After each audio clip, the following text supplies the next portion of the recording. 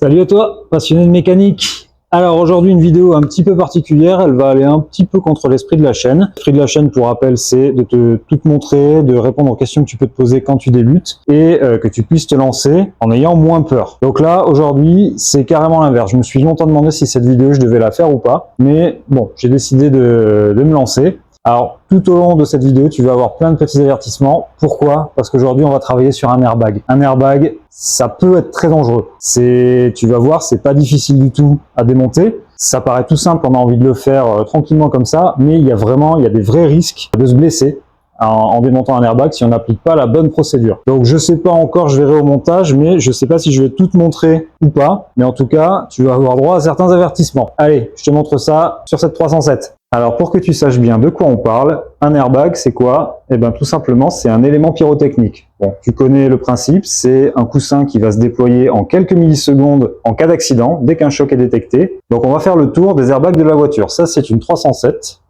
assez ancienne, mais malgré tout assez fournie en airbag. Donc habituellement, on en retrouve sur le volant, on va en retrouver en face de la place passager. Tu vas également souvent en retrouver dans les montants de pare-brise. Tu vas en retrouver dans les montants centraux de la voiture. Tu peux également en retrouver dans les montants arrière et tu vas en retrouver dans les sièges. C'est pas obligatoire, c'est selon l'équipement de la voiture. Il y a même des voitures qui ont des airbags rideaux qui vont se déployer tout le long des fenêtres en cas d'accident. Donc là, sur celle-là, on n'en a pas, on n'a que des airbags de montant. Deuxième précision, au niveau des ceintures de sécurité. Tu vois cette boucle qui a l'air de rien? Et bien là-dedans aussi, il y a des éléments pyrotechniques. C'est ce qu'on appelle les prétentionneurs. En cas d'accident, la cartouche se déclenche, explose et elle tend la ceinture plus que nécessaire pour te retenir au moment du choc. Donc tu vois que des explosifs, il y en a un peu partout dans ta voiture. Il va falloir faire super attention. Alors la première chose à faire absolument quand on va travailler sur un airbag ou sur un prétentionneur de ceinture, quoi que ce soit, pour éviter tout risque de décharge accidentelle, on va débrancher la batterie. Très très important à faire à chaque fois. Donc une batterie, classiquement, c'est le pôle moins d'abord et le pôle plus ensuite. Sur certaines Peugeot, c'est pas prévu comme ça, c'est prévu qu'on débranche le plus d'abord. Bon, là la Cosmo est accessible, donc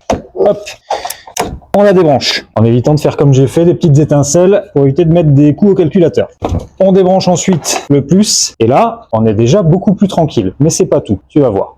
Ah oui, détail super important, parce que là, si tu respectes pas ça, on change carrément de catégorie de problème potentiel. Vérifie sur Internet que ta voiture n'est pas concernée par le rappel sur les airbags Takata. Donc, ces airbags Takata, ils sont aussi dangereux de base qu'un airbag normal, mais eux en plus, il y a des composés chimiques qui ont été utilisés dedans et qui peuvent générer des blessures très très graves, bien plus graves qu'un airbag classique. Donc si jamais ta voiture est concernée ou si tu as un doute sur le fait qu'elle soit concernée par les airbags Takata, ne fais rien, vérifie, sois sûr d'abord. Moi pour cette 307, j'ai vérifié. Elle n'est pas concernée parce que il se trouve que bizarrement, Peugeot, qui est toujours le premier à faire des conneries, eh ben il se fournissait pas chez Takata. Il y a que la Peugeot Ion qui est concernée, les autres, pas de souci. Donc Peugeot, Renault, tout ça se fournissait apparemment chez un fabricant suédois qui utilisait d'autres composés chimiques que Takata, donc il n'y a pas de problème. Du coup, bah ça y est, on reprend, on y va. La suite, ça se passe à l'intérieur de la voiture. Donc là, on a débranché la batterie. A priori, on se dit, on est tranquille. Pas de souci. Sauf que, il y a toujours un petit peu de courant résiduel dans les circuits électriques d'une voiture. Donc pour être sûr d'évacuer ce courant résiduel, clé, et tu vas mettre plusieurs fois le contact. Passe rien parce que la batterie est débranchée évidemment, mais ça va permettre d'évacuer ce courant résiduel qui pourrait créer un tout petit arc électrique et venir déclencher l'airbag par accident. Donc maintenant, si tu es prêt, on peut y aller. Bon alors si je démonte l'airbag, tu te doutes bien que c'est pas juste pour le fun. Je déteste faire ça, j'ai toujours les fesses qui font bravo quand je démonte un airbag, avec le temps on s'habitue, mais même comme ça il y a quand même des risques. Donc là si je le démonte, c'est pas par plaisir, je te disais, c'est parce que le klaxon marche plus. Donc là je sais pas pourquoi, bon là c'est parce qu'il n'y a plus de batterie évidemment, je l'ai débranché, mais habituellement il marche pas non plus. Donc on va démonter, puisque un klaxon, bah, tout simplement il y a des petites tiges en métal derrière l'airbag et quand on appuie ça vient faire contact sur la carcasse métallique du volant et ça ferme le circuit, le klaxon se met en route. Donc là on va être obligé de démonter l'airbag pour voir ce qui se cache derrière. Nouvel avertissement, un airbag qui se déclenche dans un habitacle. C'est quoi le principal danger? De le prendre dans la quiche. Bon, ça à la limite, tu vas pas en mourir, tu vas survivre, tu vas te retrouver avec un nez pété, mais c'est pas mortel et ça guérit. Le vrai danger, qu'on parle jamais d'un airbag qui se déclenche dans un habitacle, c'est que c'est une explosion. Le principe de l'explosion, c'est qu'un tout petit peu de matière, le combustible, d'un coup se dilate en explosant et prend une place bien plus importante qu'au départ. Donc, la pression dans la voiture va monter énormément. Le danger, c'est pour tes tympans, principalement. Et oui, si la pression augmente d'un coup, les tympans vont prendre une grosse claque et tu peux te déchirer le tympan et finir sourd. Donc, précaution numéro 1, on ouvre les deux portes. Ça aidera la pression à s'échapper et ça réduira la différence. Précaution numéro 2, bon je sais tu vas me dire que je suis parano, casque anti-bruit. Moi, je le mets quasiment à chaque fois. Ça coûte rien. T'as pas besoin d'entendre ce qui se passe autour. Et si l'airbag se déclenche, tu le remercieras, ton casque. Allez, c'est parti. Maintenant que je suis équipé et que je m'entends absolument plus parler quasiment, je te montre quand même. Fais-le à tes risques et périls. Si tu as un doute, si tu sais pas faire, ne le fais pas. Donc on a besoin de la clé parce que sur Peugeot, tout va se passer derrière le volant. Je sais pas si tu vas voir, mais on a des petits trous ici. Et l'airbag, il est fixé par des petites agrafes métalliques qui sont dedans. Donc ça, c'est la partie fun du travail. Il va falloir prendre un tournevis de la bonne taille, le rentrer là-dedans, choper l'agrafe à l'aveuglette sans détériorer les fils. J'ai l'impression que mon tournevis est trop épais. C'est avec un plus petit. Il faut vraiment appuyer fort hein, sur les 307. Ça y est, je commence à transpirer. Voilà, j'ai fait sauter le premier côté en attrapant l'agrafe. Deuxième côté, l'agrafe, une fois que tu es dessus, tu la sens bien. Ça fait un petit sting métallique. De l'autre côté, il n'y avait pas de souci. De ce côté-là, de ce côté-là, tout simplement, elle est peut-être bloquée. C'est ça qui aide pas le klaxon à marcher. Là, je suis dessus. Ah là, j'ai pas remis le casque anti-bruit. Hop. Voilà, l'airbag est sorti. Attention, on est toujours en danger. Pas parce que tout est débranché, qu'on a enlevé le courant résiduel, qu'on risque plus rien. Donc derrière, je vais te montrer. Alors derrière un airbag, il y a des prises comme ça. Ça c'est des prises particulières. On va les débrancher très précautionneusement si on les casse, voyant d'airbag. Alors là, c'est la galère à réparer. Hop, elle s'ouvre comme ça, vers le haut. Et ensuite, on va venir tirer gentiment et ça sort. Moi, je préfère éviter de faire levier avec un tournevis entre la prise de l'airbag et la partie métallique. J'ai toujours peur de l'arc électrique. Bon, après, je te l'ai dit, je suis un peu parano là-dessus. Une masse, ici, donc ça n'a pas de danger, on l'enlève. On enlève la deuxième prise. Ah, tu vois moins bien, mais c'est exactement la même que la première. Elle est juste verte. Enfin, il y en a deux, il y a une bleue, une verte. Hop, voilà. Et notre airbag est déconnecté. Donc maintenant, on va le virer loin de notre zone de travail. Comme ça, ceinture bretelle, si jamais il pète, ce sera loin de nous.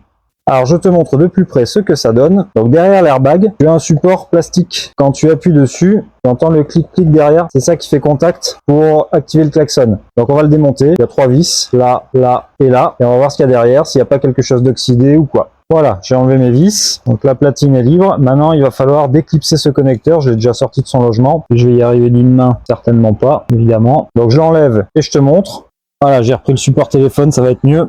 Donc, hop, ça j'ai déclipsé, il faut juste faire levier avec un petit tournevis là. Et là, maintenant, on va enlever la partie plastique.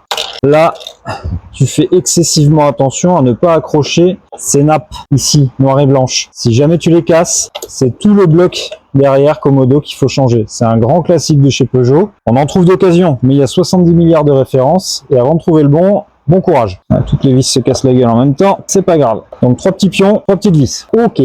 Alors, tu as aussi des petits ressorts derrière qui sont là, derrière les petits pions, pour quand tu appuies, remonter l'airbag pour qu'il revienne en place. Sinon, le klaxon reste en fonction tout le temps. Donc ce qu'on va vérifier, je sais pas si tu vois, ici par exemple, évidemment il y a le connecteur, il y a un petit pion en cuivre, ça va faire contact, et c'est là que le circuit du klaxon se ferme. Donc quand il y a contact ici, ici, ou ici, il en suffit d'un des 3, ça déclenche le klaxon. Donc on va regarder s'il n'y a pas d'oxydation excessive, si tout va bien à ce niveau-là. On a une petite masse ici qui doit être bien propre, et une fois qu'on aura vérifié ça, et ma foi, on sera pas mal. Bon là en l'occurrence, je vois strictement rien, pas d'oxydation, etc. Je vais quand même... quoique. Il y a ces petits pions là, c'est eux qui font contact avec ceux-là. Donc autant ceux-là, il n'y a pas de souci. Par contre ceux-là, qu'est-ce que tu vas voir? Celui-là, il est pas mal oxydé déjà. Donc par acquis de conscience, on va vérifier. On va passer un coup de papier de verre dessus pour enlever l'oxydation de surface. Sachant que la cliente m'a dit que le klaxon ne marchait pas toujours. Eh ouais, en fait, ils sont trouvés au milieu. C'est pour ça que ça fait pas contact. Donc on va enlever de la matière, là, essayer de remettre ça bien à plat, et on va voir si ça marche mieux. Effectivement, si le pion rentre dans un trou et que ça touche pas, voilà, déjà il n'y a plus de trou. Voilà. Je sais pas si t'entends, mais qu'est-ce qu'il pleut dehors, on se croirait en Bretagne. Attends. Ah bah oui, on est en Bretagne. Voilà, donc maintenant mes petits pions, ils sont propres, ils sont remis à plat, il n'y a plus tellement de creux. On va voir si ça fait mieux contact. Alors on peut remonter maintenant, mais tu vas voir, il y a un dernier truc que j'aimerais bien tester. On va mettre nos petits ressorts, nos 3 petits pions.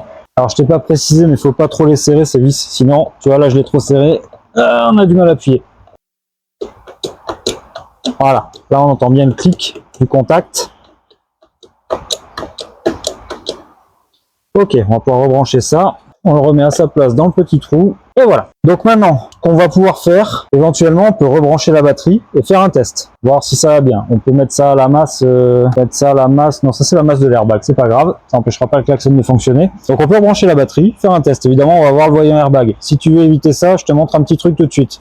Alors, pour savoir si c'est un contact défectueux ou si c'est l'airbag qui est défectueux, parce que ça peut aussi sur certaines voitures. Sur celui-là, bon, je pense pas. Mais on va simuler la présence de l'airbag avec ça. Ça, c'est un petit leurre. On le met dedans et la résistance du leurre simule la présence de l'airbag. Là, en l'occurrence, je pense pas que le circuit du klaxon passe par l'airbag. J'ai déjà eu le cas sur un berlingot qui était un petit peu, enfin qui était du même âge, qui avait pas le même volant, ceci dit, ni le même airbag. Donc on va faire le test quand même, comme ça je te montre. Voilà, donc là c'est comme si l'airbag était en position. Attention, je te vois venir. Ça c'est pas fait pour passer un contrôle technique avec un airbag défaillant. C'est fait pour faire des tests pour les mécanos.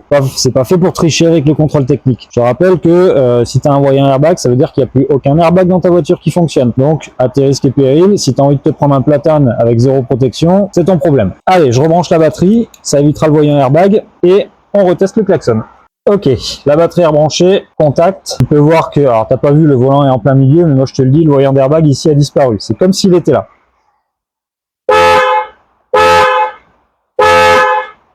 Ah, voilà, très bien. A priori, je pense que c'était juste l'oxydation derrière l'Écosse. Il n'y a pas de raison que ça passe par l'airbag, mis à part par la masse. Donc on va voir, on va remonter l'airbag, et ben on verra bien. Hein. Si ça marche pas, ben c'est que, contrairement à ce que je pensais, ça passe bien par l'airbag. Si ça marche, problème résolu. Après le test, pense bien à redébrancher la batterie. Quand tu vas remettre l'airbag, il peut aussi te péter à la tronche. Donc là, on va redébrancher la batterie et on va devoir refaire toute la procédure, fermer les portes, attendre 5 minutes avant de débrancher la batterie. Mais bon, au moins, on sera en sécurité pour la suite. Allez, on ferme tout, on attend, on redébranche et on remonte. Donc là, tu vois, on va fermer les portes. Les deux portes sont fermées. Comme c'est une serrure à clé, on pourrait fermer la voiture pour que ça aille plus vite. Généralement, quand le petit compteur kilométrique s'éteint, c'est que les calculateurs sont en veille, mais on va attendre un petit peu plus, histoire d'être bien sûr. Si je débranche la batterie et que tous les calculateurs sont pas en veille, c'est possible qu'ils aiment pas trop la manœuvre. Allez, batterie débranchée, j'ai refait la manip avec la clé pour bien vider les circuits. Maintenant, on remonte l'airbag. Évidemment, on enlève les petits leurres. On n'oublie pas de rebrancher la petite masse. Et on n'oublie pas de mettre ses cache-oreilles, pas comme moi. Le vert en haut, le bleu en bas, de toute façon, c'est marqué sur l'airbag. Enfin, les connecteurs sont de la bonne couleur, c'est ce que je veux dire. On vérifie bien qu'il n'y a pas de fil pincé derrière. Et là, je sais pas si tu as vu, mais on a une petite vue sur les petites agrafes métalliques qui servent à tenir l'airbag. Il n'y a plus qu'à reclipper. Ok. Maintenant, on va rebrancher la batterie. On va remettre le contact. C'est le moment que j'aime le moins. Je sais pas pourquoi. Je me dis que si ça doit merder, c'est au moment où tu remets le contact. Donc on va voir. Je vais remettre la batterie. Et si tu vois l'airbag exploser à la caméra, ça démontrera que j'ai pas tort de te prévenir en long, en large, en travers. Allez, je remets la batterie.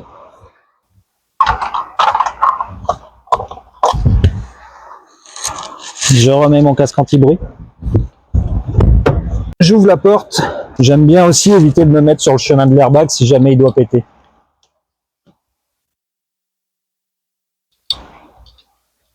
Ok, tout va bien. Pas de voyant d'airbag, rien du tout. On va maintenant tester si le klaxon marche dans toutes les positions. Nickel.